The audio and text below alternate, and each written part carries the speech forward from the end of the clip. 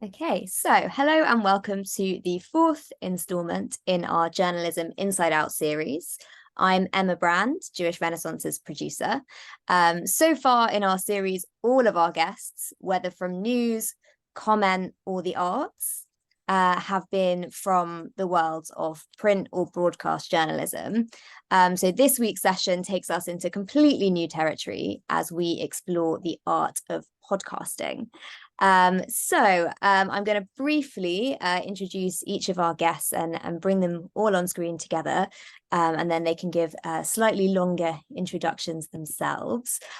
So we are joined by documentary maker and host of On the Edge with Andrew Gold, physiotherapist and host of podcast When Life Gives You Lemons, Emma Levy, and Olly Mann, who is a radio presenter and host of The Week Unwrapped, The Modern Man, and Today in History. So maybe each of you could give us slightly less brief introductions to yourselves than that. So tell us a bit about yourselves, your podcasts, and maybe one favorite guest or favorite topic that's maybe had great engagement from your listeners. So let's start with Andrew and then go Emma and Olly. Hello. Yes, On the Edge with Andrew Gold. I changed it yesterday to be called Heretics now. So it's just about people who have done things slightly in different ways and have not been too concerned about sort of pushback from other people. I thought that might be quite cool. It's been going for a few years. I was sort of talking to a few of you guys just before and being very depressing. So I hope these guys will be a little bit more positive about podcasting. I don't know. There's a lot of pressure on you two now to be very positive. But I was outrageously negative about it, and the chances of any success from people starting now. And I think YouTube is like for me the way forward, but I'm like a YouTube evangelist. But of course, there's all different views and ways that people do things. And my favorite guest by far was Robbie Williams, because I love him, and he's now my friend, and that's very, very exciting. And yeah, I think. And Amanda Knox, that was cool. The one she was supposed to have killed her flatmate. That was cool as well. So those are my favourites. And yes, I will let someone else speak. Well, I feel I should defer to you, Emma. Yeah, since you were introduced next. Emma, do you want Sorry, to? I was just Right. yeah, I was just working out how to unmute myself. Like Olly said, it takes me a good 10 seconds every time, so allow that. So yeah, my name is Emma Levy, and my podcast is called When Life Gives You Lemons. And I interview high-performing individuals who have been through adversity, but who have come back stronger. I'm much newer to podcasting than these two guys. So I only started the podcast in February this year. And I'm not a journalist. Like Emma said, I'm a physiotherapist by profession, and I work with Team GB athletes. So my highlight, I was trying to think of like my favorite guest, and I think what I'm going to say here is what I love about it is the variety of guests that I've had on. So, you know, I've kind of gone from interviewing Ruth Posner, who's a Holocaust survivor, which was a very special interview for me. You know, I've heard kind of Holocaust testimonials before, but to actually be able to interview someone, that was really special. And then to kind of go to a fully extreme interview the following week, where I was interviewing a few gold Olympic medalists, so like Matty Lee and Eve Muirhead, and really being able to get into the mindset, like that champion mindset. And then the contrast again of speaking to these people that have been through unbelievable trauma, things like losing limbs and spinal cord injuries, and to have them tell me that their life feels enriched following their trauma. And it's these kind of guests that really set me on the path to start this podcast in the first place, because I find their stories truly inspiring. So I can't pick out one person necessarily, but it's just the contrast of all of that I find fascinating, and I love it. That sounds like a great show. I love the idea of interviewing people, because you hear from people that are disabled or people that have had traumatic injuries all the time on podcasts, but rarely is the person interviewing them someone who actually understands those things, as well as just being able to tease out the emotion from them. I'd listen to that. Anyway, yes. So I have been podcasting for a very long time. So I'm one of the kind of original generation of UK indie podcasts, really. I started in December 2006 with my friend Helen Zaltzman, also a Jewess, with a show called Answer Me This, which was an interactive comedy Q and answer show. And that ran for 14 years. And we stopped it about 3 years ago. And along the way, we did a lot of things that actually shows that came along and were bigger since. Shows like My Dad Wrote a Porno and No Such Thing as a Fish have also done with more. I was about to say more success, to borrow your word, Andrew, but I suppose really what we mean by that is more profit. I mean, I'm very pleased with how we did it, but, you know, we did the book, we did the live appearances, we did special episodes with celebrities and all the stuff that people do when they have a successful runaway kind of comedy podcast like that. But we did it at a slightly smaller scale because it was 2006. So 2010, for example, when our book came out. But anyway, that was kind of the big hit, really, and continues to be in terms of me as a sort of cult personality. But I'm no longer 25 years old. I'm now 43. So my life is different. And I do other things that are not comedy shows. So as you alluded to, I've hosted a show on LBC for a while. Recently did 6 weeks hosting Saturday Live on Radio 4, which is kind of like the dream gig, really. Love doing that. And so my podcast career now is I do a weekly show called The Week Unwrapped, which is a current affairs show, a daily show, which is a history show called Today in History with the Retrospectors. It's kind of on this day format, which I own in terms of IP. And I do a magazine format called The Modern Man, MANN, pun on my name. And on that, to pick a favorite episode would be tricky because I don't interview celebrities. That was kind of the niche that we decided to go for, was amazing real life stories that you wouldn't hear elsewhere. And I've got a kind of public service bit of me that just loves telling stories you don't hear in other places. So to pick an example from that, we did an episode, I suppose it's about 15 months ago now, called Military Surplus, which was interviewing and intercutting together the stories of 3 men who had been forced out of the British military because of their homosexuality. In some cases, recently. I mean, I was shocked how recent. I mean, that was still policy till something like, I'm talking off the top of my head now, people watching on YouTube, sorry if I've got this wrong, but something like 20 years ago. So yeah, it was really shocking and fascinating to elicit those stories and give them the time, like Emma was saying, to Emma Levy, I should say, because there's 2 Emmas on there, to breathe. So you get into the detail of the story in a way that possibly you wouldn't. And I'm sure that's the case with you as well, Andrew. You know, it's even if you have got people that you hear elsewhere, it's what you get out of them, isn't it? It's what you get out of them in a long form format that's special about podcasting. Yeah. I'm amazed by some. Did you say that you did My Dad Wrote a Porno? No, I was saying that what we did was kind of laying a template for what they did later. Oh, man. Yeah. You've been going for some time. And I think that's such an important thing, longevity. I mean, Joe Rogan, one of the reasons he's the biggest podcaster in the world is he's been going so long.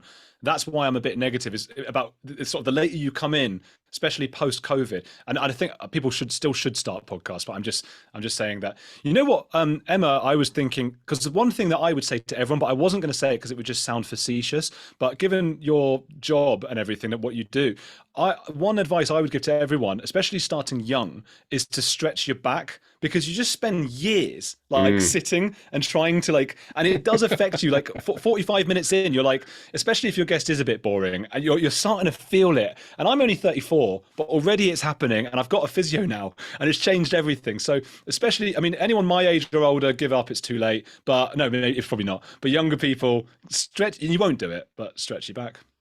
We'll go and see Emma for some physio. But it looks like we've got a real spread of people at different stages and different interests in their career, which I think is really interesting for our audience, but also for our emerging journalists who are joining us on the call. And hopefully they're going to pick some nuggets up from the things that you guys are all saying tonight. So, I mean, you talked about, the idea of long form, and we're definitely going to come on to that in a bit. But I wanted to start with, thinking about the difference between this session and some of our other sessions, thinking about the difference between live and recorded audio. And maybe the 2 of you who have had, experience in the live format could give us a little about the differences, positive and negative. Maybe if we start with Olly, because I think you still do some live radio with the BBC. And then, you know, feel free to jump in, the others, if you have anything. I mean, basically for me, it was always really important, and this is one of the ways really that we made our name all that time ago, to have interactivity in a podcast. So even though it is a pre-recorded format, the point is that when someone presses play, they've chosen you out of all the available internet content in the world, which is pretty much everything ever recorded, to listen to and put into their ears. So to them, it's a live experience at that moment, and that worked really well for us in terms of building up a community. We'll probably talk about that later too. So I don't think you should say, oh, a podcast is pre-recorded, it's like in aspic and therefore not live and interactive. Ask for questions, talk to your audience directly, incorporate what they've said, and frankly, it's live to them, even if they're listening in 7 years' time. But of course, live radio is its own special thing. And I love doing both, but as a medium, I love podcasting more. And it's because of that intimacy. So, you know, what live radio practitioners will always tell you when they're training you up is to talk a lot about the power of you. You know, you are talking, Terry Wogan used to say, is the quote that always gets bandied around, there's only one listener, you know, because you're talking to one person. You listening to this, you should do this. What do you think about that? And you're always saying you. And that's true. But then as a radio listener, we all know, don't we, that also you hear Jeremy Vine, like when you're standing at Quick Fit. Do you know what I mean? Like it's in the background, it's wallpaper. So they're talking to you, but they're kind of not. They're also talking to the whole nation all at once. And they'll say things like, keep those coming in. And you're thinking, well, I haven't sent a text. What am I keeping coming in? Like actually the language of the interactivity is kind of off, which in podcasts it isn't, because it is so intimate. You're literally in people's ears. They're usually wearing headphones. So you're in their ears and you are talking directly to that individual at that moment. So I think that's more special.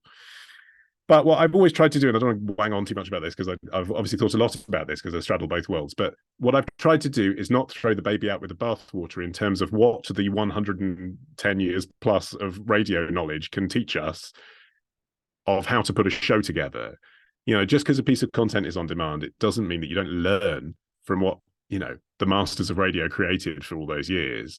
And for a while, about 10 years ago now, Helen and I, it's funny to talk about this, Helen and I were the internet experts for Steve Wright in the Afternoon, which, I mean, we're not particularly techie, but it was, you know, kind of explaining what Facebook was to people in their 60s, so we were okay for that.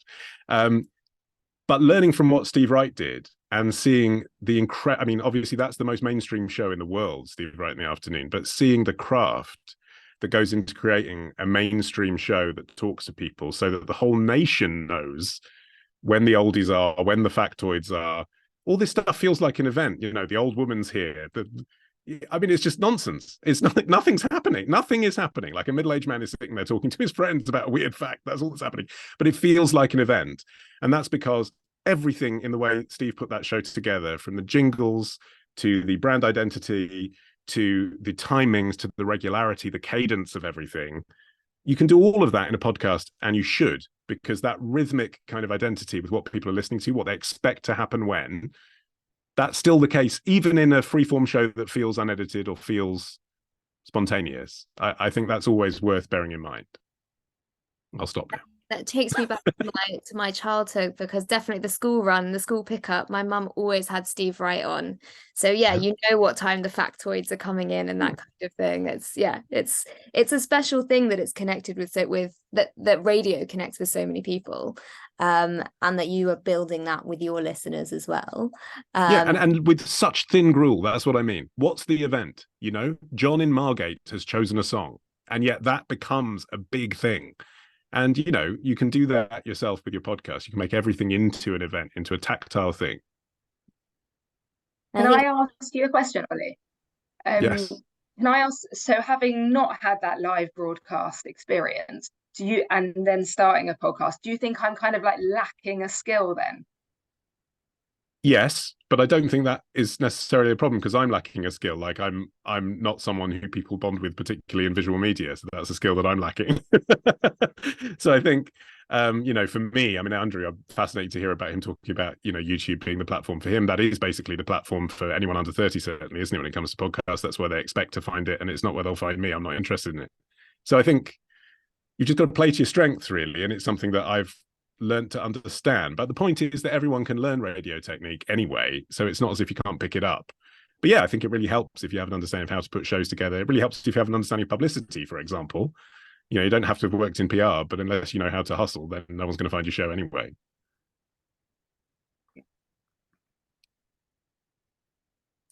Maybe Andrew Sure. could speak to that as well, because I think you were talking to our emerging journalists about the hustle, and you know how the skills that you need to cherry pick from the people that you admire. So if you speak to that a bit as well, but also I probably shouldn't have drawn such a fine distinction between the live and the recorded, because of course you have your premieres on YouTube, which is very interactive. So maybe if you speak to Well, that. yeah, well, the premieres, I mean, they're pre-recorded. I know what Ollie's saying about making things into an event, and I've started to really want to do that as well. And I've watched some. I was mentioning before, and I always talk about him, but a guy called Chris Williamson who has a podcast called Modern Wisdom, and he's now one of the biggest YouTubers in the world.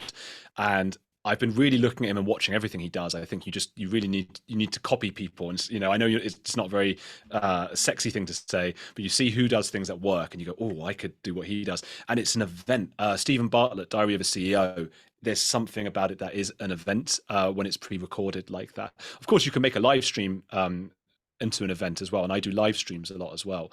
And then there are people, like a lot of them are American, they're sort of shock jock kind of conservative guys, or very left-wing guys, they're political and stuff like that, and they will have in a live stream, you know, 50 to 100,000 people just in there watching at that moment, like huge portions of those people giving super chats, which is like 10, 20, $50, $100 like per second. You're just going bam, bam, bam, bam, bam, the money. So and I went on one of these guys' shows out in America, and he does the live show every night, a guy called Tim Pool, very conservative survivalist American guy who lives in like the forest in a castle because he thinks that like World War III and the apocalypse is going to get him, and he's got like an underground skate rink in his house. Like it's because that's how much money this guy. And you go up and there are signs saying like, don't go any further, we will shoot you. And I'm like, I think I'm invited, so hopefully I'm not going to be shot. And it was just this very American experience that I've never had before. But you're just watching it come in, and unfortunately this particular guy, because of his politics, most of the chat was just saying this guy's a Jew, get the Jew off, and all this stuff. That was just an unfortunate part, but we're all used to that to an extent, unfortunately.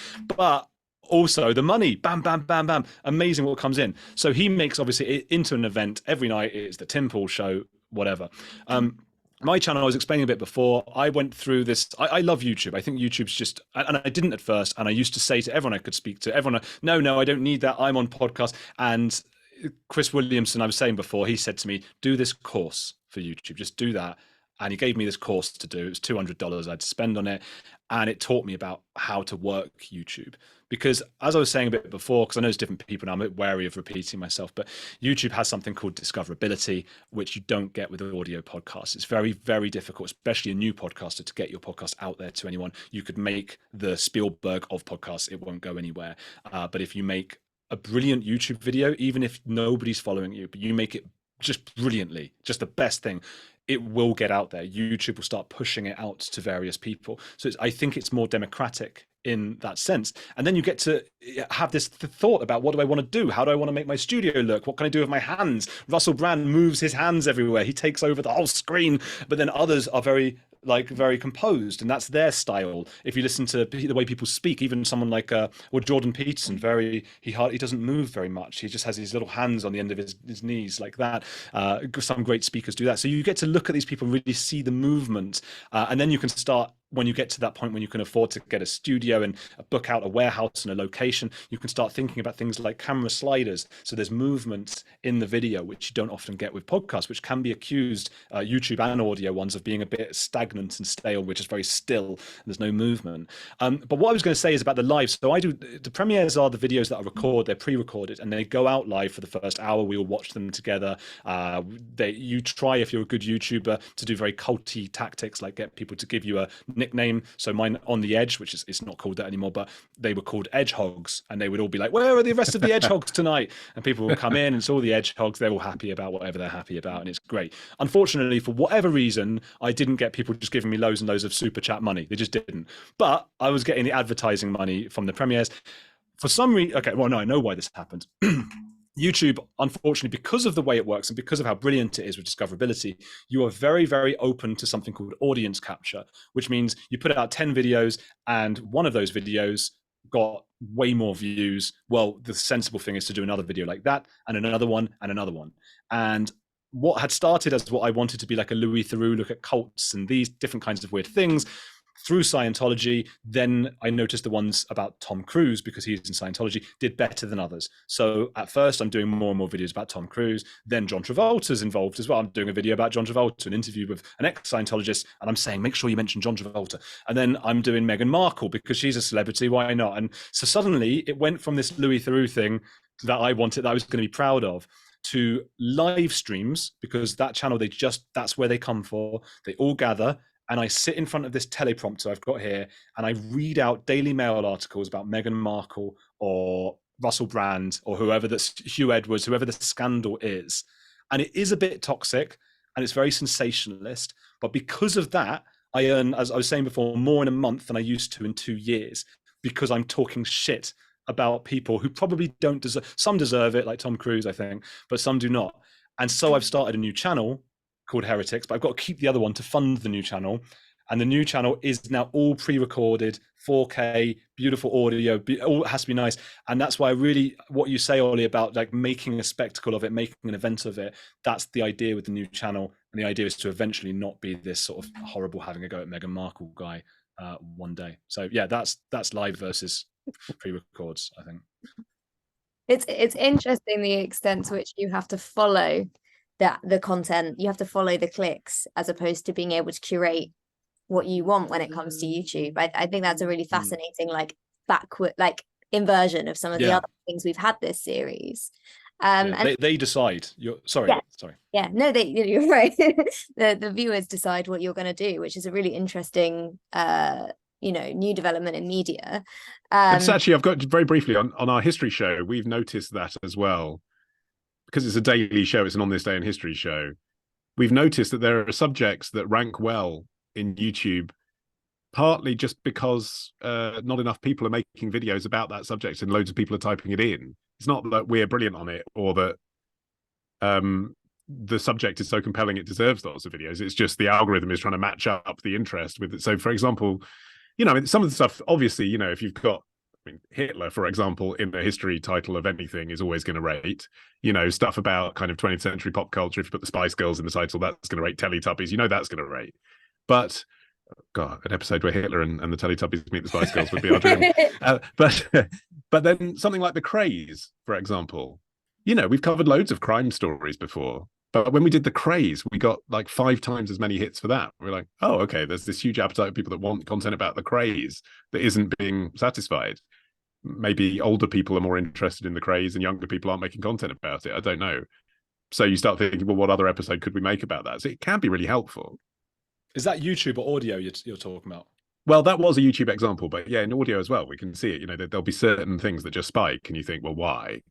But if they did well on YouTube, it would also, I think it does mean you've made good content potentially. I haven't seen it, but because typically you'll get this very high click rate. That's like this, they've got this pyramid where the click-through rate is the most important thing. So that's when you're talking about the SEO and like what are people searching for, what's there not enough of, they're clicking. But if people within a minute are going, this guy is boring, then it will die like within a day. So they have a spike for a day and then it dies.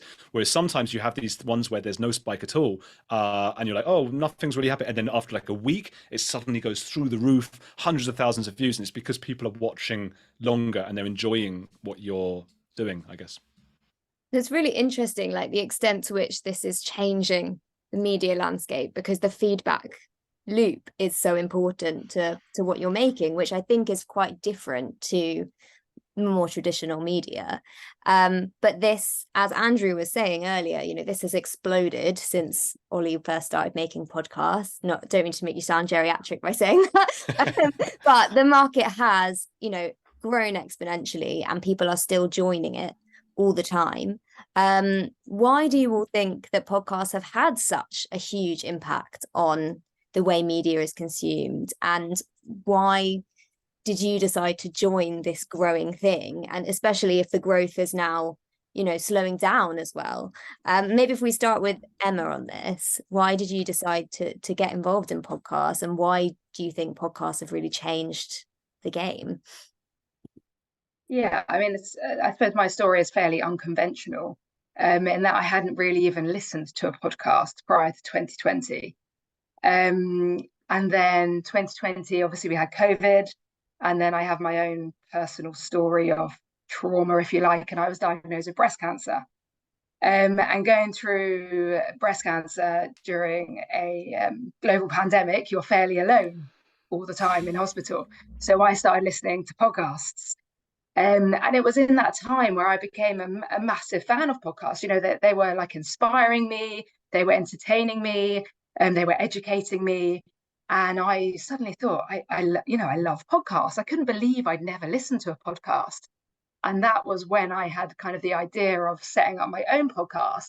But, remember here, I've got no media training. I'm a physiotherapist. So I've got massive amount of imposter syndrome at this time. I still do. But back then I was like, yeah, I can't do it. And I had a good friend that said to me, well, why not? And it was such a good piece of advice, because really, why not? And I think for me, that's one of the things I love about podcasts, is anyone can do it. Yeah, I mean, I'd like to say I do it well, but as it's a learning process, isn't it? So obviously I'm learning so much as I go along.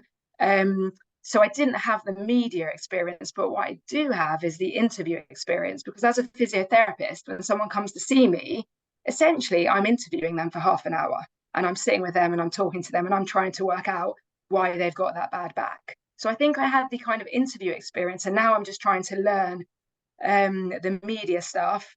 But I'm loving the podcast world. It is frustrating that, like Andrew was saying, I think there was a massive growth around, a little while back, and now things are, it's not quite so easy to enter this world. But for me, it's just I'm really enjoying what I do. I mean, it's a bubble is what it was. It wasn't just growth. It was an overestimation of the capacity in ordinary people's ears to cope with more than a dozen shows that they regularly listen to. I mean, most people have probably 3 or 4 shows that they listen to regularly, and a lot of those are 90 minutes long. It's one of the reasons that I do a monthly show, is because I'm not egocentric enough to think, as you can hear, I've got some sense of self-belief, but I'm not egocentric enough to believe that, everyone wants to spend every day with me. So I do a daily show, but I also do a monthly show because I know some people just haven't got that much time. And I think there was a lot of investment. Well, there was a lot of investment, particularly from the likes of Spotify and Amazon, into podcasts. And it was, like all these things, it was just a slightly absurd. I mean, of course, Meghan Markle isn't worth, I can't believe she's come up twice in this show, but isn't worth that many tens of millions of dollars for a podcast. No one's going to actually listen to it. It's just a fun PR headline. I mean, Joe Rogan is probably the exception. He probably was worth whatever they paid, because he is literally the biggest show in the world. But unless you're literally the biggest show in the world, the economics don't stack up in that way. But that doesn't, it's kind of a false understanding, I think, of the medium to think of everyone in competition with each other anyway, because the point is that, and this is where I come from with my history show, is, yes, there are already 50 other history shows that are popular. But not everyone talks about the event we're discussing like I do with Arian and Rebecca, my friends. And if you like our show, you come back to hear how we talk about it, which is different to how Dan Snow is going to talk about it.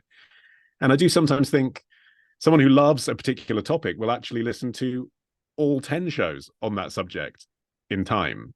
It's not like radio where, Chris Evans is up against Chris Moyles. It's not like that. I'm not up against Dan Snow. You'd listen to both of us if you were interested, and you might find them both interesting.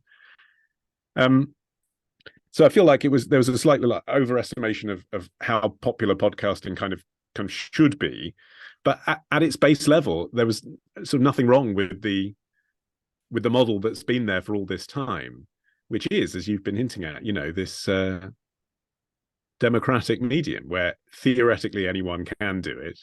And of course, the dangerous trap is anyone feeling that they can, meaning they should put out whatever shit they do the first time they try.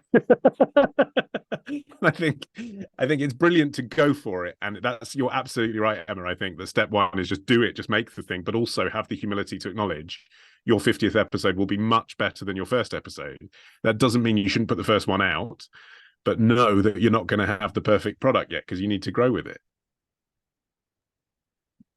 And what about Andrew? Why did you decide to get into this? I was trying to make TV documentaries, and I had my Exorcist one for the BBC, and I was very excited about it. And then they wouldn't really let me do any more, which was very disheartening. And it just endless production meetings where it seems like they're going to take the idea and then they don't. And eventually, it got to a point where I couldn't get these shows made, and it was COVID, which is now probably 90% of our origin stories. And I had this great list of all these people, like, oh, this person who was in a Westboro Baptist church, and this person who's, you know, all these different weird people I had looked at for TV documentaries. And I thought, well, why don't I just, you know what, screw this, I'll just talk to them from home. But as Ollie says, I mean, it was, you know, I didn't have all the right bits and pieces, lights, and it looked and sounded terrible. I do wonder though if we are all in competition with each other to an extent. I get what you're saying, Ollie, but I wonder if someone's listened to 9 hours of Joe Rogan in the week, how many hours more are there to find out what the three of us or anyone else in this who's got a podcast, what we're talking about? And then obviously that's just Joe Rogan, but then you take all these other who are all doing 3 hour, 3 times a week, and some people with their daily shows. If everybody does have now 10, 20 friends on Instagram who are all saying, listen to my podcast, it gets harder to give each one their due. And I do wonder now, it's easier than ever to make a podcast. Not only do you not necessarily, you don't need this, we've got this posh microphones, but if you're not doing this live, you just run it through an AI now, and it sounds pretty good, like really not bad now.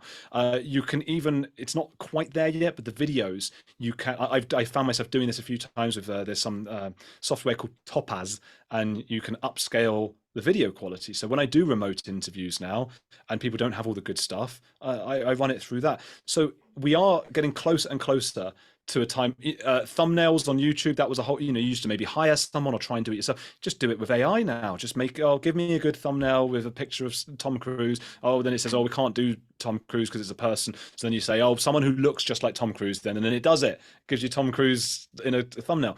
So that's great because it means we can all just make a podcast now. Fantastic. But it also means that there are just so many podcasts now, and it's very difficult, I think, for anyone starting now. That's why I'm just negative. But I feel like if I'd started a year later than I did, I wouldn't be here talking to you about it. You know, I just don't. It wouldn't have made it. I don't think. I think I started just before it really exploded. Like, everybody had a podcast. I might be wrong about that. It's just how I feel. Well, I think it just again comes down to what's the definition of success, doesn't it? I mean, obviously there's an economic baseline where you have to pay to eat, but beyond that, is success being in the top 10 in your genre, or having 1 million downloads a year, or selling a certain number of commercial impacts, or is it reaching a particular segment of a particular audience who you really want to reach? I mean, obviously the channel we're on right now is a good example of that, right? I mean, you've limited yourself into, you know, excluding a lot of Gentiles that might be interested in this content just through your branding, right? But that doesn't mean that the people who are here aren't enjoying it and thinking perhaps they've got a stronger relationship with it because of that. Or are you doing, I mean, for me, it depends on the show. I mean, the history show needs to wash its face. It's a commercial product. But my magazine show, for example, my definition of success for that is not really about the number of listeners or the number of ads. It's in our interaction. When I look through the emails, how many people that are getting in touch with me tell me it's their favorite podcast? That's all that matters to me.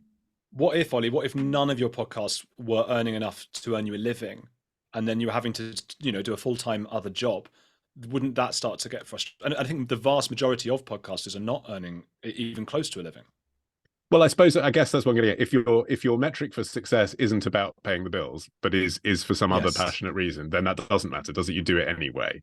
But absolutely, obviously, at the point I decided to pivot 13 years ago and make it my career, it would be awkward for me now. But I think if I was starting and I wanted people to just hear what I had to say, that's a reasonable metric for success, isn't it? You know, I think that the thing we're all playing for is for people to connect with us as individuals and really engage with us and love what we have to say. And if there's only 50 people that really, really think my podcast is the best podcast in the world. That's still an amazing position to be in their brains, you know?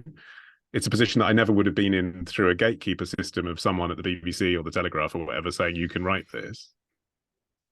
So I think that brings us in quite nicely to thinking about the communities and followings that have grown up around your various podcasts.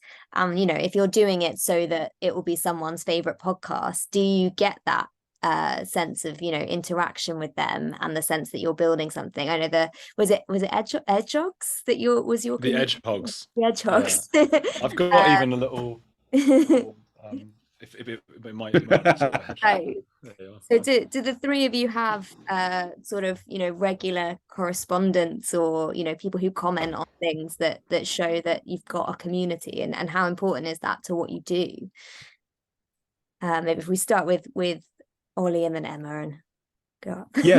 Yes, because that's what I learned from Answer Me This in all those years, was that the thing people really responded to was us as people. And a friend of mine, Rebecca, who's on Today in History with me, she says that what podcasters do is we're running a friend brothel.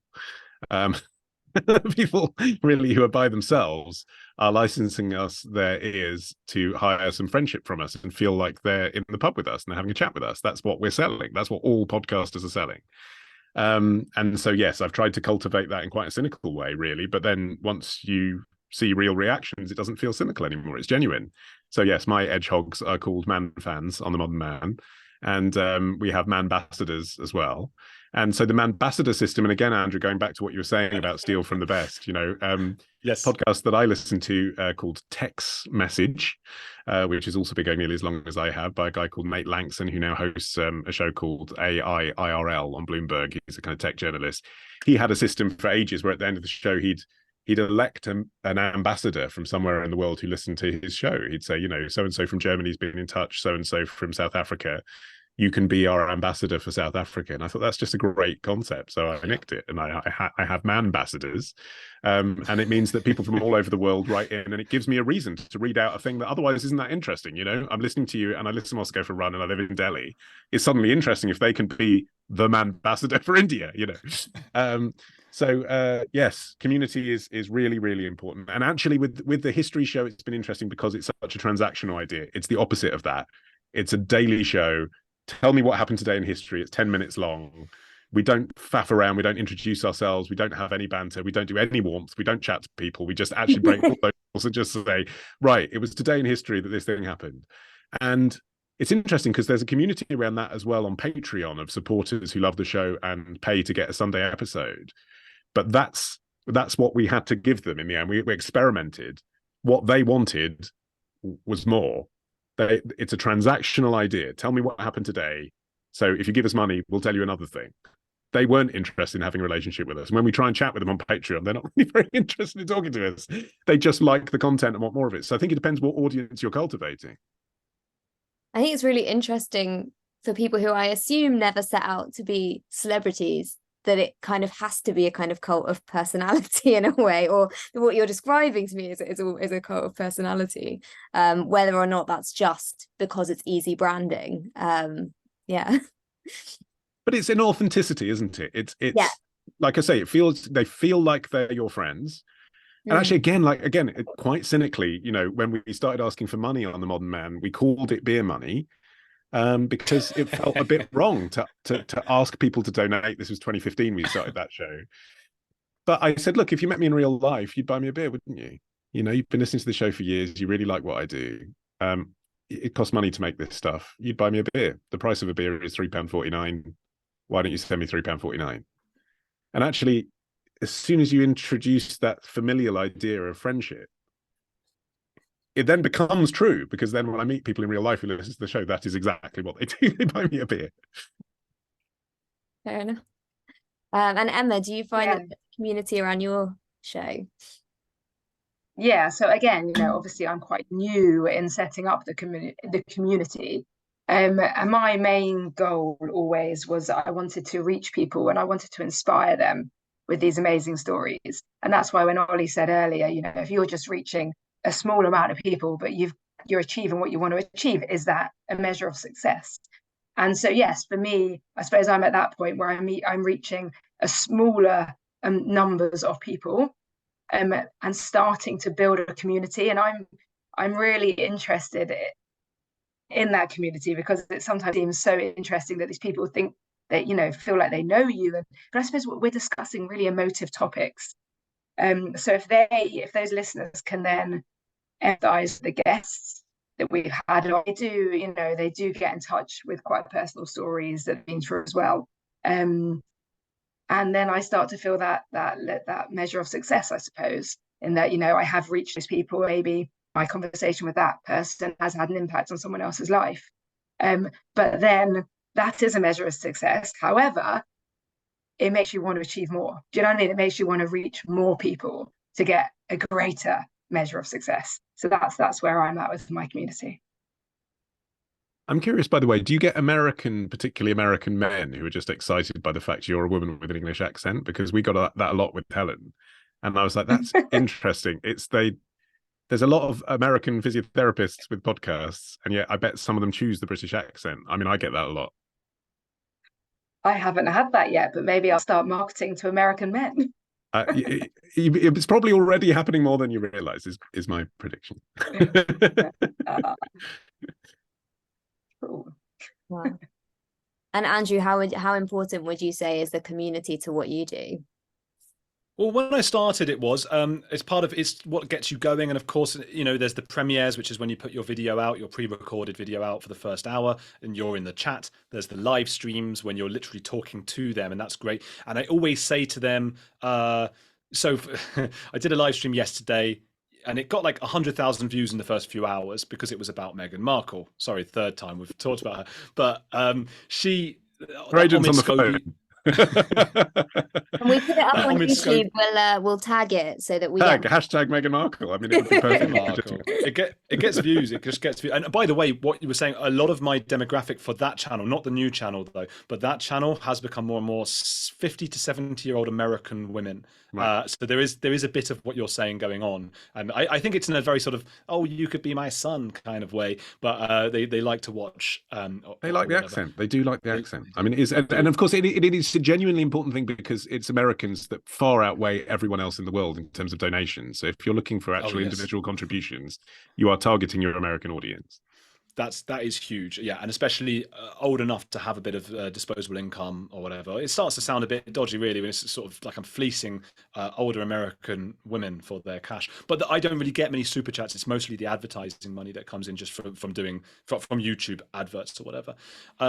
But yeah, they come along, and when I started with those kinds of live streams and stuff, I was going to say, I do a thing where I say, right, okay, so yesterday's one was Omid Scobie's book. He's the guy, he's like a cheerleader for Meghan and Harry, and he's written this book about the royal family, and it got leaked in the Dutch edition that the royal racist who asked about the skin color of the baby was Charles. Now, whether that's true or not, I don't have a clue, but I then ask, and I do this a lot, like, put a 1 in the chat if you think that they did this deliberately, put a 2 if you think it's accidental. Now, like, all of them put 1 because they're all angry people online who think that it was done deliberately. I don't think it was, but they all think it was. And they're all angry. They're all involved then. They're all part of it. And, so it's similar to what you're saying, where they're all part of the community. So when I started, I really played on the community aspect.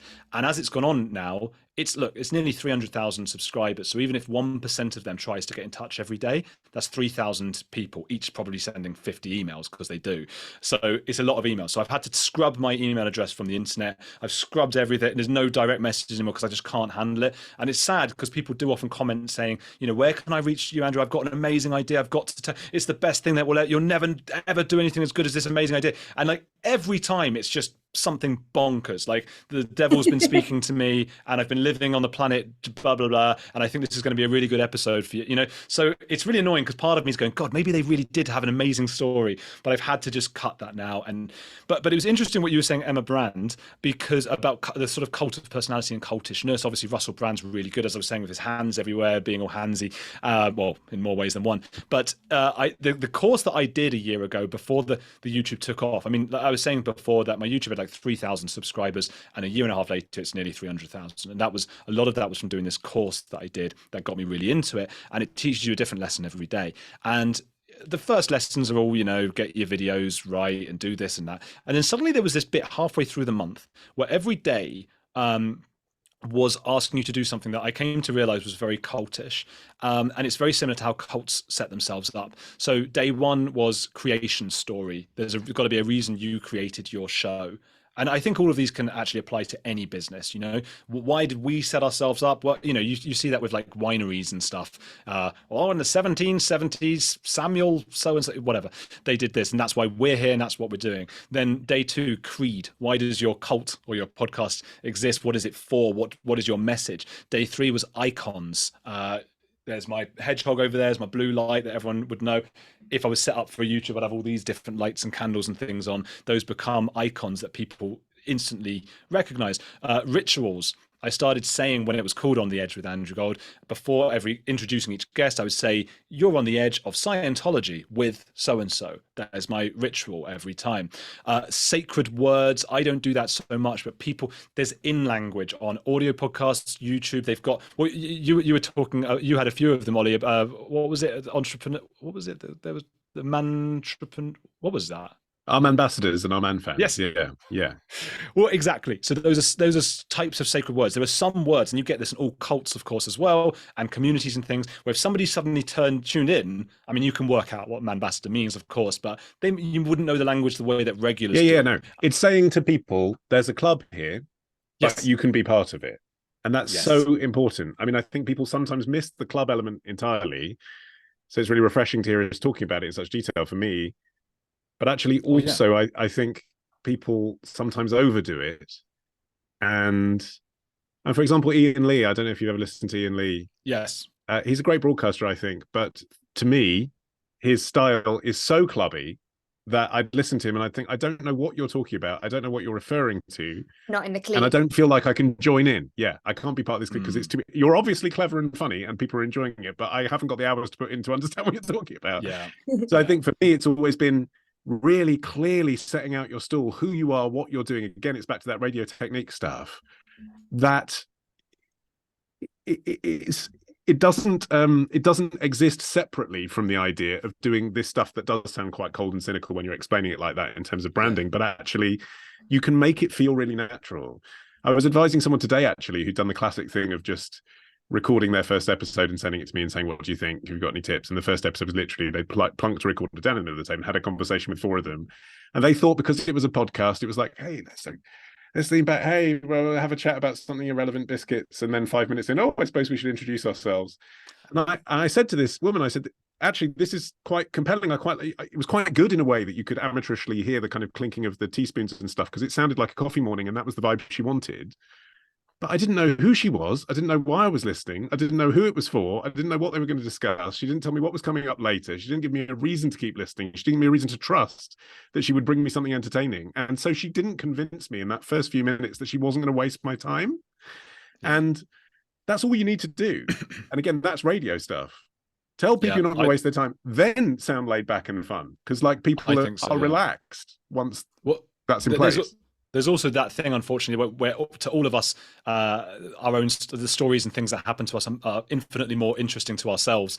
And that's something I guess you learn on the cutting floor when you're editing documentaries and stuff. For that exorcism film we made, we had like 30 hours of stuff. And we ended up making it 40 minutes or something for iPlayer, just like 40, 45 minutes. The amount of stuff I loved that had to go it's just obviously 29 out because I loved everything we shot. It was a mad exorcist, of course I loved it, but he was bonkers and he kept doing this mad stuff and I was like, we've got to keep that in. And one of the things you hear is kill your darlings, and then you're always, once you learn that and you get used to that, and I think you only can do by practicing that and knowing that over the years, and only then can you start to really think, hang on, this is really interesting for me, chatting with my friends and saying bananas and whatever, we all have hanging out, and but would I listen to this if I didn't know me? Would I actively go and seek it out and then sit there going, bloody hell, I love sitting with these people who are having coffee? I'm not sure. But by the way, with Ian Lee, it's really interesting because the next lesson, the last one there, was non-believers. And I think Ian taps into that quite a lot. Non-believers is like setting up an enemy. And this is big, especially on YouTube, with what they call podcast wars. Someone who's really good at it is, I used to co-host with this guy called Sean Atwood, who's a bit of a conspiracy theorist, and he used to be in prison because he was an ecstasy smuggler, and he's like nuts. I've interviewed him. Oh, you know Sean? He was on the Modern Man in 2015, yeah. So Sean's like now a close friend of mine. I mean, we totally disagree about a lot of stuff, but we did co-hosted for a year and a half on a show, and if the internet went bad, he would start saying like, they're trying to get us, and I'd be like, Sean, what are you talking about? It's like, they're out to get us, they're fiddling with our internet again, I've had a letter from our internet server and all this, and people in the chat would be going mad, going, oh, they're trying to get you again because we're trying to reveal the truth and all this stuff. And I'll just be like, mate, it's a storm outside, you know. And then we'd go offline. But the funny thing with Sean is he genuinely believes it 100%, and he got quite annoyed when I would then say, mate, that was just the internet. And he's going, if I could show you what they're trying to do to me to bring me down because I supported David Icke, and all this stuff that he believes in. And Ian Lee, to a lesser extent, I think, does tap into some of that, and he's got his very, very much an in crowd to a very loyal. Yeah, I think it's a deliberate signal, isn't it? This isn't for you. Like, if you don't understand it, go away. It's just different to how I'd approach things. But there's not a right and wrong answer. It works for him. I'm just saying, I think in general, you want as many people as possible to feel invited, but then you want to make it very clear who it's for and what you're doing. Yeah, I agree. I think that probably comes back to the authenticity thing that you were talking about. Is like, how do you make that invitation and that offer and make it feel like something that people want to get involved in?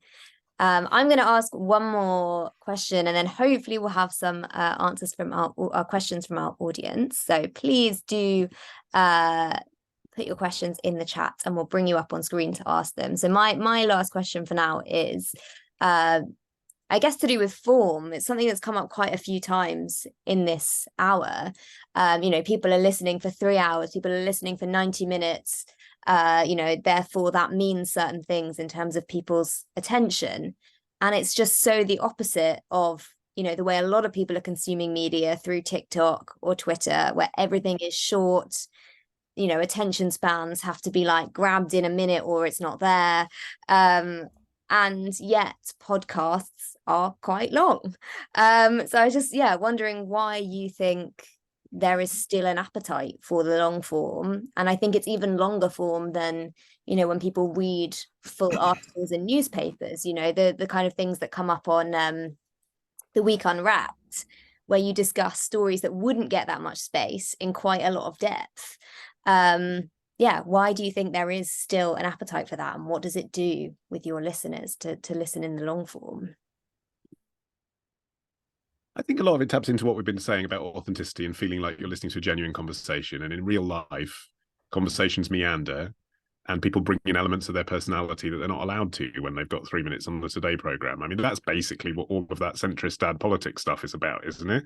It's like, it's the same conversation they're having on Times Radio, but they have it for an hour and a half, and it's the same two people talking, and you get to learn which of them has a daughter that went to whatever university and which of them went to see the ABBA show, and so you feel like that it's chilled out.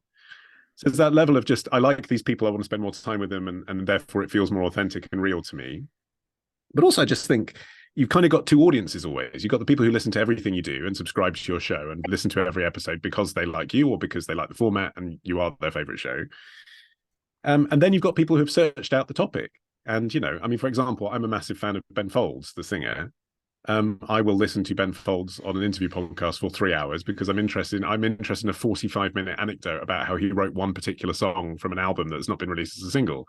It would be insane for that conversation to be broadcast because it's a tiny subset of people that are interested in that. But I've sought out that content, and so I'm interested in it. So I think that's fine, isn't it? That's what's so special about podcasts. Is what's clever is if you can do both. And you mentioned Stephen Bartlett earlier. You know, he very cleverly does his hour and a half long "How Do You Be an Entrepreneur" show, and then he puts it out in a 10-minute version as well on the same feed. You know, he gets the advertising money twice, and he gets two completely different audiences. Also, again, just to be cynical, I mean, the advertising money is another reason sometimes that shows are a bit longer than they should be. I mean, you can put an ad break in, you know, 15 minutes before the end if you're still listening. Well, I've just sold you some more ads, but, you know, this is the bit that, you know, we front loaded it. You know, the good stuff is in the first half an hour, but if you're still listening, it's because you're really interested, and we can target you again with an ad. So I think there is an element of that going on. And then for me, in terms of my shows, there's also formatting. I mean, in the magazine show, we end each episode with a sex and relationship section where suddenly it's very explicit, it's very open-minded. People write in with all kinds of sexual problems and peccadillos, which we'd never talk about in the first half an hour, which is a trends section, which is very light and mainstream and sounds like the kind of thing you could hear on Heart, really. So again, it's about the cadence of the show. You know what to expect. No one's shocked by the time they get to the end and we're talking about anal sex, but we wouldn't be talking about that at the beginning when we're talking about, open AI. You don't start with anal. Don't start with anal. So it's just about making sure you've got that ebb and flow the whole way through and people know what to expect and then they actually want it. I won't finish that sentence. I don't think we've ever got to expect that content at that point. Yes. I like what you're saying about ads, though. I think one of the issues, firstly, I agree that there is that part. People are having these longer videos because of that. I was saying in the before bit earlier about Chris Williamson. He does these videos. He's a bit like Stephen Bartlett, for anyone who doesn't know. And he did a video with Sam Harris, an interview with that. I believe he spent around £25,000 on the studio, just to get the studio right, the filming and all of those things, just for this 3-hour interview he did. But from those 3 hours, he would have made over £100,000 just from that one video. YouTube rewards people for staying on longer. If you've got, and also people tend to listen or watch for longer because they can see it's 3 hours and they go, well, I don't have much time, but maybe I listen to the first hour. So you end up with an average view duration of an hour out of 3 hours. Whereas if they did a 1 hour interview, the average view duration will be 20 minutes or so. So you're getting much. So YouTube will push out the video that's got an hour average view duration. They're going to push that out to more people. It's going to reward you for it. So it does tend to reward you for these longer videos. But the other thing I've noticed, just in terms of the audio podcast, I'm in the car, a lot, a fair amount, and I pop the radio on, and it does feel like there's actually, and it probably isn't the case, but it feels like there are more ads than there are actual like talking and songs and things. And it's got to the point when it's actually too much. And I understand why that is. I understand the economic issues. Loads of people are listening to podcasts. There aren't enough listeners. And as it dies a little bit, more and more ads come in to try and pay for a whole station. There's a whole station. There's loads of people working there in all different capacities. They've got to make enough money. Whereas one person doing a podcast in their garage, or well, you wouldn't do it there because of the echo, but one person at home, you don't need as much money as that. You're never going to have anywhere near as, if a podcast had every half an hour, like 15 minutes of ads, people would be up in arms. They go mad when I just do on YouTube. If I do like a 1 minute ad in a 2 hour video, people start going, oh yeah, getting a bit bigger. Are you doing that? And I go, go and listen to, I'm trying to alienate my audience. Go and listen to bloody radio then and have 50% ads. So that's my point. Too many ads on radio. And I wonder if Emma, do you have anything about? Yeah, so about the length. I'm a bit torn, interestingly. So sometimes when I'm interviewing someone and I think, I could talk to this person for 3 hours, but then like I think it was you, Andrew, was saying in terms of you think that content is great, but actually when someone else listens to that, is there a lot of that 3 hour conversation that could be cut? And when I've listened to some of those 3 hour podcasts, I often think, could we have lost half of that, really? But I think the reason why I'm torn is because I get the authenticity side as well. And it's really nice just to have a really nice, long, natural conversation with someone and really get to the nitty gritty of it, where you don't get any other opportunity in any other space to do. So I think they needn't be mutually exclusive. That's the thing, isn't it? When it comes to the authenticity stuff, when I do my feature length interviews, I agree with you. If they're too short and they're too edited, and bear in mind, I do a 10-minute daily show, so that's hyper edited. But when I'm doing a 45-minute conversation with someone, if they're too edited, you feel like it's actually not true. It can't be true that the only thing that this person has to talk about in depth is this traumatic experience, which is the thing everyone's come to hear about. You need to know what their school days were like, and do they have a girlfriend, and what was it like after they got divorced. You need to choose which of those things you do, because in the real conversation that goes on for an hour and a half, there might be a very fascinating tangent about their boarding school, but actually it might turn out to have no relevance to the story later, no payoff, no callback, no sense of having achieved anything, no narrative, through. And so even if it's really interesting, I sometimes think, well, we're just going to have to lose that half an hour about that because it's not relevant. But you still need something. I think it's just a case of like you can record loads and then choose which bits you need, and it can still be as long as it needs to be. I think that's the thing, as long as it needs to be. I feel like Emma's podcasts always feel like you're just having a cup of tea with someone. The conversation, I don't know how long your recording usually is to get the kind of 40-minute episodes, but to me it always feels like you're having a conversation, and obviously you structure it with specific questions, but it doesn't feel like you've overdone that type thing. Is that something? Yeah, no, it's not over edited at all, actually. Because I just plan it really well. So I kind of I kind of go in knowing that I don't want to talk to them for like longer than an hour and a half, because then I know I won't be able to cut it. And I know that what I want to put out there is that kind of 40 minutes worth. So I just try really hard to pre-plan where I'm going to go. And obviously there's you interview those people that it doesn't go how you want it to go and they just keep talking and talking. But for the most part, I find the more plans I can kind of make it like a cup of tea. And if they start talking about down a tangent I don't want to go, I can kind of switch it over. Yeah, but there you go. You see, that's fascinating. You don't think that's much editing, but I'm sure there are some people in the room now who are like, okay, so she records for 100 minutes and uses 40. That's ditching more than half of it. That is a lot of editing. It isn't. Like, you can make it sound spontaneous and chatty by cutting out all the crap, which is a lot. Editing is like really, really, really important. Because if you don't edit, or at least plan, like you've just been describing, Emma, what you're basically saying is that your time is more valuable than the listeners. I didn't want to, as you just said, I didn't want to take this too long. So yeah, but the listener can hear that.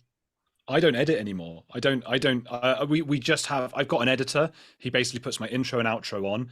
And I say, look, there's a bit where the gaps were too long. I used to edit mainly for the gaps between us talking because of the delay through whatever audio platform we were using. But now a lot of them are in person. We hardly edit at all. And I was looking at the video, it's all about stats for me, looking at the video retention rate, how much are they listening to on viewing? And I came to find it made absolutely no difference. Some YouTube people would say the opposite. Mr. Beast, he's the biggest one in the world, and he goes crazy for that. And he says, every second is planned, outrageously in detail, because he wants every second. And I tried to edit a bit like that, but my demographic is very different to his. His is basically mostly teenagers, and they tend, not always, of course, but they tend to, they need their eye moving, they need to bam, bam, bam, bam, things everywhere. I tried that, and my demographic is 60-year-old women, and they're just confused by it. So obviously there's between the two, isn't there? It's on a spectrum. But a lot of the sort of rambly podcasts, if the guest is really good, well, you feel a bit better with it. And I make sure, every question I try to make it good. I listen to the people before when they go on other people's podcasts and things. And I think if that person's a bit boring and I'm tuning out, I don't really want them on. But interestingly enough, it's taken time away from it. Sometimes the live streams, often now they do much better than my pre-records, and it's me just talking absolute nonsense for just blah, but exactly what you said. It is a bit like, and I wouldn't be, I would understand it if some of the viewers felt this way. It is a bit like I value my time more, and it could be insulting to them. But I'm just I'm just reading out shit and giving my opinion on it. I do think the visual component makes a difference. I think when it's an audio podcast, you've lost that whole reason people are watching, which is they bonded with you as a person they want to watch.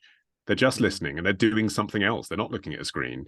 They're doing the ironing. They're driving a bus, whatever the hell. Well, they shouldn't be listening if they're driving a bus. They're on the bus, a car.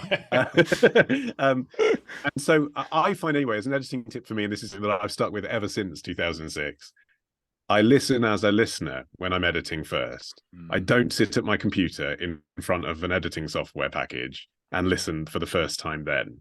I take it out for a walk with the dog, or, out in the car on a long drive or on a train journey, and I listen to it like a listener would. And I remember which bits felt wrong, which bits felt interesting, and which bits felt boring. And those are the bits that I cut when I then come to sit down and do it again. And I think that's a really useful, simple thing that everyone can do. Just forget that it's you and listen to it. It's so nice to have an insight into all of your processes, especially, as I keep saying, for our emerging journalists who have been on this masterclass course with us, and who are, trying to pick up any skills they can from all of our guests on our series.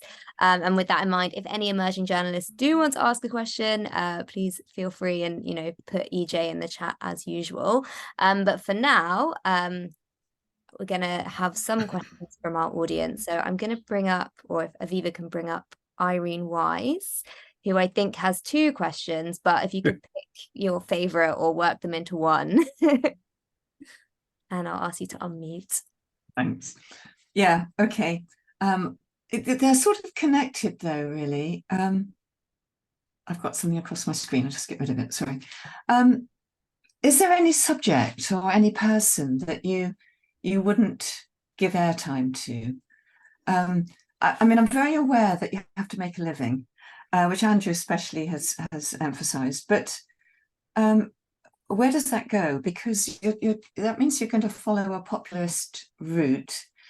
And here's the second question coming in, sort of, because that could contribute to fake news syndrome, for instance. You mentioned using AI for Tom Cruise, airing the Daily Mail views, which we get a lot of anyway.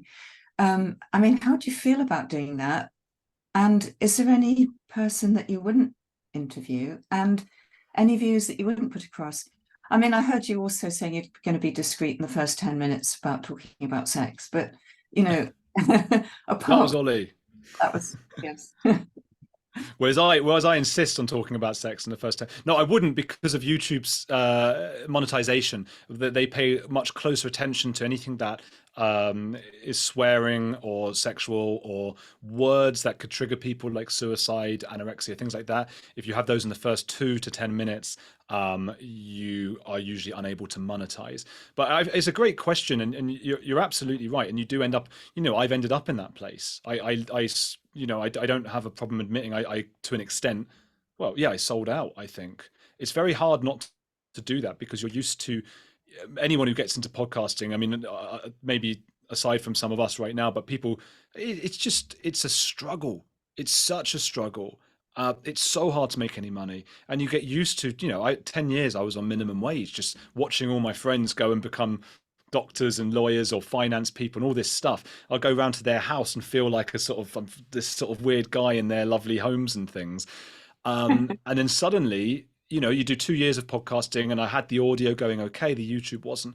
And then suddenly I'm seeing, okay, well, Tom Cruise, blah, blah, blah, Meghan Markle. What you tend to do, and I've seen this happen to a lot of people, is you tell yourself that these people deserve it, because you don't want to see yourself as a bad person.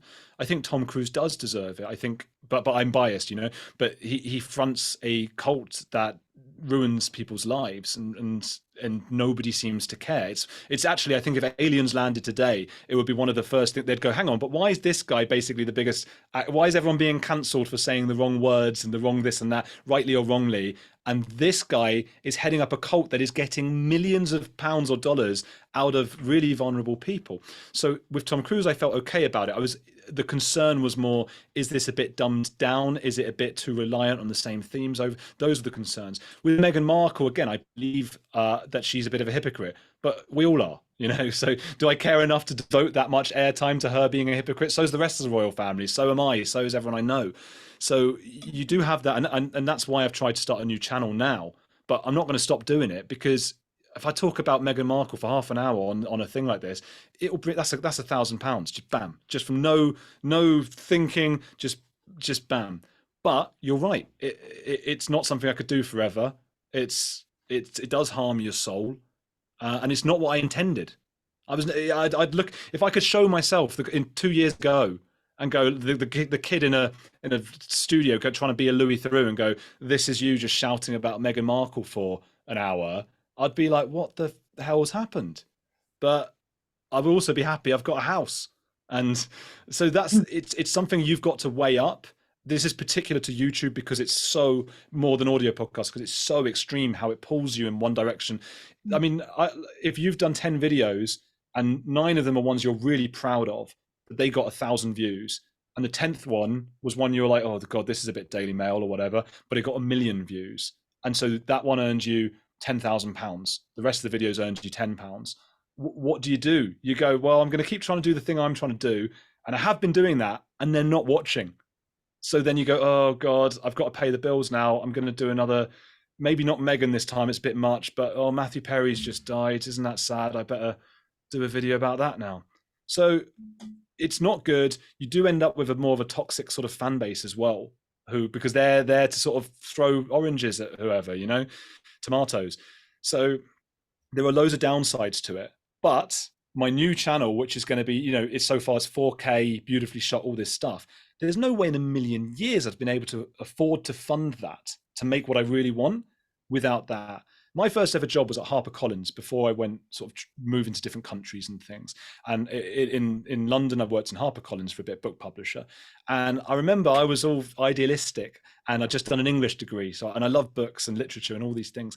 And I came to find that the biggest selling book that year was not the new Tolkien stuff that had just come out that year, not the stuff by, the uncovered new stuff by F. Scott Fitzgerald, all that stuff, but Justin Bieber's new picture book. It wasn't even an autobiography where he'd written about, I'd accept that, but it was just pictures of him, like, here's Justin by a car, here's Justin on a motorbike. And it wasn't just the biggest selling, it was bigger than all of the other books that HarperCollins had sold that year, put together times like 10. And I remember, because I was idealistic, I said to my boss at the time, like, what's going on with it? How can we work like this? How can you come into work? And she said, look, if that Justin Bieber book has just funded all the other books that don't make any money. So that's what you've got to tell yourself. And then everybody will have their own limit, and you'll all decide, am I actually convincing myself these people are bad if I talk about them? I wouldn't have David Icke on the show. I wouldn't have Dangerous Conspiracy. And I turned down yesterday an ad from the audio podcast that is for vaccine, anti-vax kind of things. I wouldn't want to put that out there. So we all have our limits, and we all have times where we convince ourselves we're not doing bad when actually we are. And, we all want to make a living. So I hope that's answered okay. Thank you. From my point of view, with the sex and relationship stuff, it's very different. We don't do that for clickbait, although obviously it's a salacious thing to tease people with. By the time you get to that section of the show, so I should say it's me talking to a sex expert, Alex Fox, who professionally writes and has talked about sex and relationships for 10, 15 years now, and is just so ultra responsible. We're just hyper aware that what we're talking about is something that it's always from a listener question for a start. So it's a genuine question that a listener has written in and has a problem with. And we consider every angle. And I'm really, really proud of some of the stuff we've talked about, because we've talked about elements of sexuality that are not discussed in the mainstream media. We've talked about sexual taboos within religion.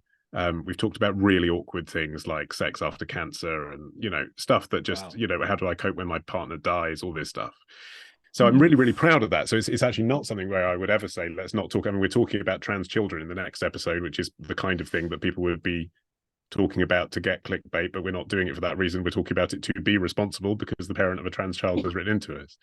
So that's not an area where I do feel concerned, but where I do draw a line actually is on the advertising, which, as you mentioned, there are certain, we've covered a few gambling addicts as stories. And so I just couldn't, in my own voice, script a read for online gambling. Like, it's in our back catalogue that we've spoken to people that have been driven to suicide from gambling. So I can't then endorse it. On some of my shows, I've allowed an ad for sports gambling, Bet365 or something, that would be the same ad you'd hear on the radio, but I wouldn't voice it myself, even for a mainstream company like that. And equally, because we've got the sex and relationship section, we've occasionally been approached by companies that are basically offering access to sex workers. They don't call themselves that. They say that they're an online directory of fetishes and whatever, but that's what it is. It's a way to get prostitutes. And again, it doesn't tie with our values of being very open-minded and responsible. So I've said no to that. There was one other thing that sparked in my head when you were saying, and I can't now remember what it was. I might just have to come back to it. But anyway, Tom Cruise. What about AI or fake news? No, well, I mean, I'm luckily fake news isn't really an issue for us, because I mean, like I say, my thrust is we really try to do the right thing. Like, and that's an important thing. It's a small business, it's a cottage business, but what I'm selling is people coming to me because they feel that it's not being covered. Not because it's a mad conspiracy theory, but because it's actually true and a bit nuanced and a bit difficult. So I generally feel proud about the stuff that I bring that isn't something you hear elsewhere. The thing you've forgotten, was it about the 10 minutes foreplay before you get to the actual sex? No, we definitely do that too. I mean, on the history show, luckily, like I said, clickbait for us. Well, I suppose there we do true crime stories, and we'll be doing stories that happened perhaps only 10 years ago. And so there again, there's an element of, well, someone listening to this might have been personally, physically attacked by this person we're making jokes about. So then there is an element of responsibility. But I suppose for me, what I've always tried to do, my producer, Matt Hill, as well, has always been really keen on, is actually using basically broadcast code, even though we don't have to on podcasts. So I swear on my podcast, but if I do, we tag it explicit. But if we do, that's in a place where you'd expect it to be happening. And if we talk about suicide, we give the number for the Samaritans. If we talk about rape, we put a trigger warning.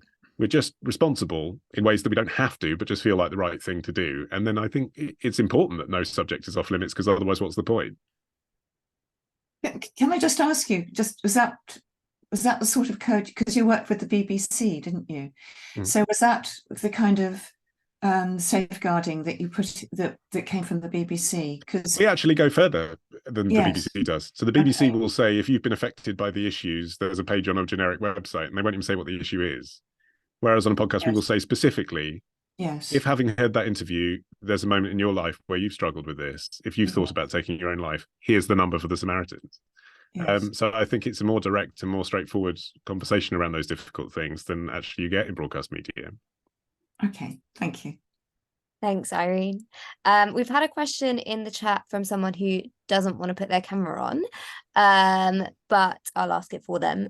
So this is just a techniques question. So how do you get the best out of your interviewees? And have you ever had an interviewee that you just couldn't work with? And maybe I'll come to Emma first on that.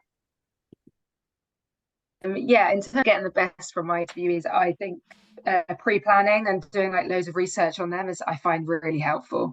So if I go in knowing a lot about them beforehand, I feel much more confident. And I found that really helpful. What was the second part of the question? Because I had an answer and I can't remember what the question was. Did you ever have an interviewee that you just couldn't work out how to get something out of them? Yeah, no, this is really interesting. It just made me remember part of my learning is that what I've realized is someone can have an amazing story, but not be very good at articulating it. And so I suppose I've learned that along the way. So at the beginning, I was like, oh, that person's got an amazing story. I'm going to get them on the podcast. And then I get them on and it was just quite boring because they just couldn't articulate their story very well. So again, now before I invite someone on the podcast, I do make sure I've kind of listened to them elsewhere or seen them or met them and know that they're able to articulate their story. I think like you Robert can. De Niro. Sorry. No, go on. I was just going to say, like Robert De Niro, if you ever watch him on like Graham Norton or anything, it's just awful. He's a letdown, isn't he? He's a letdown. But would we all have him on our show if we had the opportunity? I was going to say, sometimes though, you can build the inarticulacy even into the story.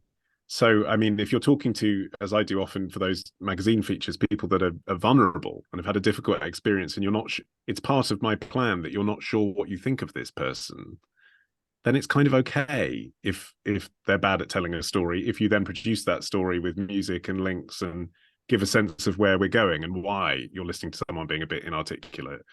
I mean, I have the only interview ever, basically, with the woman who co-founded Friends Reunited, because A, she is really nervous about any broadcast interviews, hates doing media, and B, she now also has a disability, which makes it hard for her to remember stories. And again, very cynically, from an audio point of view, I was like, well, that's fascinating. Like, she created a social network that brought millions of people together, but finds it difficult to talk. And if we hint the whole way through that she has this horrible diagnosis coming at the end, which explains partly why she's been talking like this, that itself is an interesting emotional payoff to the conversation, which would make you much more interested in that cause than if you hadn't seen it demonstrated in that way. And, you know, that was great because we did that interview. I mean, I pursued her for years. I took her for coffee, you know, and she kept saying no. And eventually we did the interview after me trying for 3 years to get it. And it's not like she's a big star, like, 'cause I don't do celebrities, but I wanted that story, you know, because they preempted so much about the current media mode 10 years for everyone else. And she having done us, she's like, I've done my interview now. Like, everything I would ever want to say is there. I'm not very articulate. That's it. And she won't do interviews with the BBC or CNN or anyone. She directs them to our podcast. So I think getting inarticulate people doesn't necessarily mean a block. But in terms of how you warm people up, I often find if it is pre-recorded, you don't have to use everything.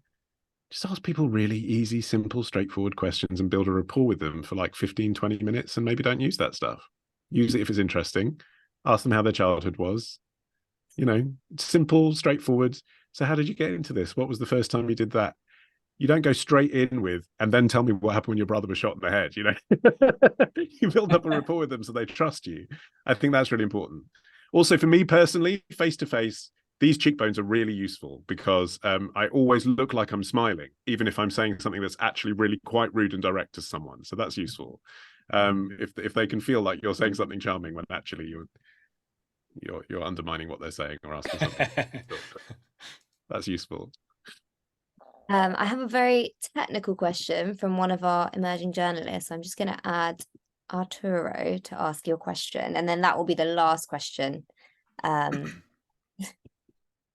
Yes. Hello.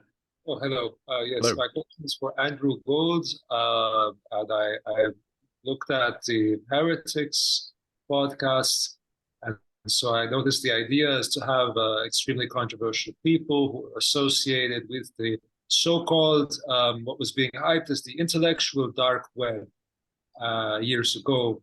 And so my question is, how, when you do this podcast, Heretics, how do you evade the algorithms that seek to demonetize this kind of content, if those were a problem, which I imagine they were? And in the worst case scenario, would you consider exporting this kind of content, like the Heretics podcast, to Rumble or one of the alternatives to YouTube, which are designed to avoid this kind of algorithm these days? Yeah, where are you from, Arturo? I'm half Argentinian and half Arubian. Mi familia es argentina. Yo estaba justo en Argentina hace 2 días y hice una entrevista con, bueno, sobre Milei y todo eso. Pero bueno, wow. Yeah, I just wanted to... Classic example of content to wait till the end there. But that's what I would have done to if Arturo was one of my guests, you know, like you're saying, the smiling at the beginning and it's a way to connect. One way that it hasn't worked well for me was because with German, I learned German and I thought that would be a good way to connect with, but before it got all Meghan Markle-y, it was about cults. That was the idea. And I had a lot of formerly Hasidic Jewish women on, like Julia Hart, and some Javi Weisberger and a few like that. And I would start before recording by talking German to them because obviously they can understand through the Yiddish. And I came to realize the reactions I was getting were not very good. They weren't bad, but they weren't really responding to it. And I think what was happening really was like this was quite a difficult thing for them. It's something they've left behind. And while the ex-Hasidic Jews with one another will speak in Yiddish, perhaps for me to do it when I haven't earned that right was a little bit. It didn't help to relax them. That's something I know. So, but those are the kinds of things I think, like you say, smiling and sort of trying to, you know, with regards to your question, Arturo, the people I speak to, I don't think are really that controversial. And I think that speaks to that idea of, I guess a lot of them will say, you know, cancel culture, blah, blah, blah. And I do think there is a cancel culture, but it really exists for people who we've never heard of. And that's the whole point. These are people who have said the wrong thing at work and rightly or wrongly have been dismissed and you've never heard of whoever they are. And I've had a bunch of emails from people like that. And it's really sad. There's nothing you can really do for those people. They've said the wrong thing. Somebody said the word Yids talking about football. So they emailed me saying, is there anything you can do? I was like, I don't know what I can do. Your boss fired you, but I don't think that's right. I mean, unless you were screaming it at a Jewish guy while kicking them or something. I don't know what the actual context was. But the people, you know, Graham Linehan was one of them, the writer of the IT Crowd. And I called him the most cancelled man, but really we see him all over YouTube and things like that. He has been cancelled in a sense, though, because I get the impression he would much rather be making Father Ted 2 or whatever. He wants to make a stage play. The real problems with YouTube tend not to be those kinds of discussions. YouTube allows them, really. YouTube doesn't like certain words. So if you wanted to talk about pedophiles, that's going to be an issue. And so we've started calling them PDF files. And that's an in-group thing. You know, people have to know what we're talking about. But I say PDF files are those people who are bad people and do things with children. And you're talking like a child, really, because YouTube won't allow it. And what's frustrating about that is you want to say to them, like, but Nazi's another one, right? You're not supposed to say Nazi. And I nearly got kicked off YouTube because I was discussing neo-Nazis and Louis Theroux and his interactions with neo-Nazis. And I guess they're kicking me off because they think I must be a Nazi then. But Nazis very, very rarely refer to themselves as Nazis. They're always trying to tell everyone they're not Nazis. So they wouldn't use the word Nazi. Only people who were disparaging them would. So that was a big issue, really. As for Rumble, that's the alternative, if anyone doesn't know, to YouTube. The problem with Rumble is it's just not very good. It's just a terrible interface. It doesn't work with the same discoverability that makes YouTube so brilliant. And because it is all like about censorship, blah blah blah, you end up with a very right-wing audience generally. And I want people from everywhere. I want all plurality of opinions and thoughts and things. But my stuff does automatically go out to Rumble. I don't know if I've set that up for Heretics yet, but my old channel, it automatically goes out there, gets a few views, hardly earns any money at all. So that's the thing. But so far with those guys, the intellectuals or whatever, or the Graham Linehans and these kinds of people, it's been no problem at all. Oh, you're on mute. Sorry, we're all saying we've been doing this for how many years? I think we will have to wrap up there. It's been a really interesting 90 minutes and slightly longer with Andrew as well and our emerging journalists. And I think the thing that has struck me most is the kind of business side of things that makes this so different to the other types of journalism that we've explored in this series. And really just, my hat goes off to all of you for the work that you've had to put in to build the things that you put out into the world. It's really been very fascinating to hear you talk about your career and your journeys. So thank you to Andrew, Emma and Olly.